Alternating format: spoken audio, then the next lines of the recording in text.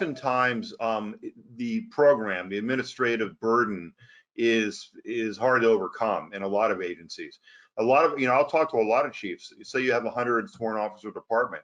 Chief will say, yeah, I have a sergeant, and all he does is babysit the extra duty program, take the calls, assign the officers, and he has a patrolman, and yeah, that guy's also the court liaison, but he spends half his time doing this. So this chief's down 1.5 full-time equivalents because they have to babysit the program.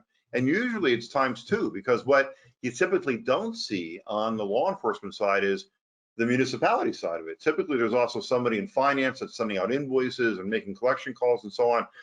So it's not uncommon in a mid-sized department to have 2 or 3 people tied up administering this program, 2 or 3 people that have higher level skills that could be ensuring public safety or doing higher level things, and we alleviate that burden.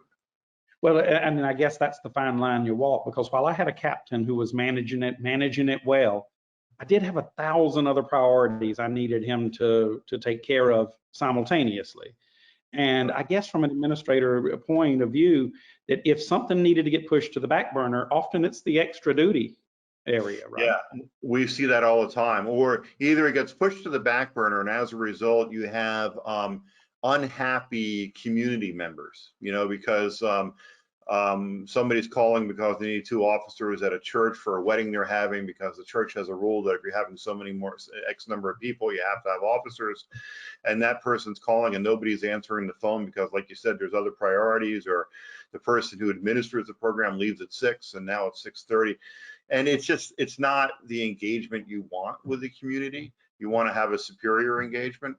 So oftentimes, like you said, it gets pushed to the back burner. The other thing we see is, rather than it gets pushed to the back burner, it gets pushed down to different people. So there's not one person administering it.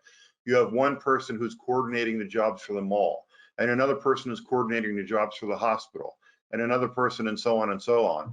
And that can open up another Pandora's box. So doing it internally can often lead to issues, as you've seen.